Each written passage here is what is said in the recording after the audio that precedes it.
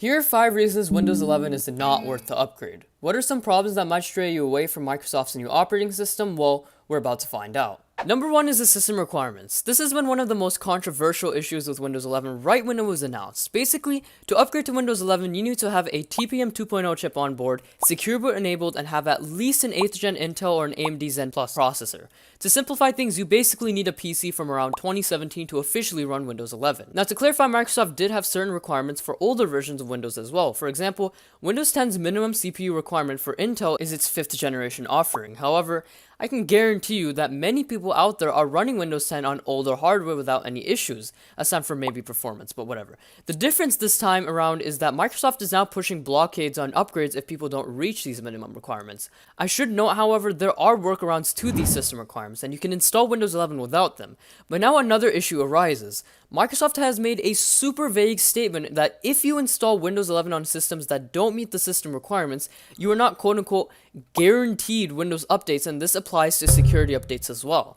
Basically, there are ways to get past the system requirements, but you won't be officially supported by Microsoft. And even if you do get support, it'll be very unreliable support because we have no idea if or when they'll stop pushing out updates for unsupported PCs. Like right now, they're pushing out these updates to unsupported PCs, but Microsoft can technically stop doing so whenever they want to. Number 2, the mass removal of older features. Windows 11 is definitely emphasizing its focus on simplicity. However, you might find that it's oversimplifying, Microsoft taking this idea so far to the point of feature removals. For example, you'll find that you'll have a less customizable start menu due to live tiles being gone and the lack of options for it in the settings. A less customizable taskbar where you can only change the alignment of the icons and a couple of other very minor settings. A less functional built-in calendar with no integration with anything, a less clear distinction between empty folders and full folders with new folder icons, and then there's the dumb stuff like how they made it unnecessarily harder to set default apps and you can't drag and drop files into taskbar. Number 3, lack of new features. Unless you love the visual overhaul and increase in visual consistency,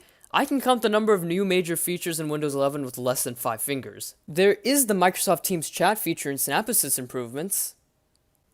Yeah, that's about it, to be honest. Some features like the widgets panel are marketed as new features, but don't lie, this is just the same thing as the news and interest feed found in Windows 10. To be fair, there are other minuscule and under-the-hood features present, but do they really warrant an entire upgrade? The lack and removal of features could be fixed, by the way, if it wasn't for number 4. Feature updates are now yearly instead of twice a year like it was with Windows 10. Now, to be fair, doing yearly feature updates gives us a better chance to expect much more stable updates, something that definitely wasn't present with Windows 10 feature updates, which is a definite plus.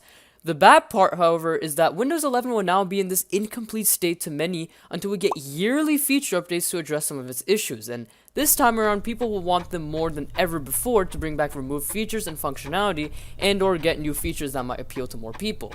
We'll definitely get some changes, but we're just gonna have to be very patient with Microsoft. And this is why I think number 5 really tops everything off. Windows 10 is supported until October of 2025, meaning you'll get quality and security updates until then. Why rush the upgrade when you have a decent amount of support left on Microsoft's previous offering? I mean, in the meantime, you could just wait for a feature update for Windows 11 or wait for the next version of Windows like Windows 12 to come out to fix some of these issues.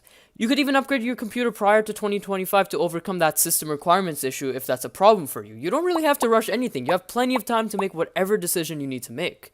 If you want more info on what's new with Windows 11, click this video on the left for a detailed comparison between Windows 10 and Windows 11. Click the video to the right to see another one of my videos you might like. Like, subscribe, and thanks for watching.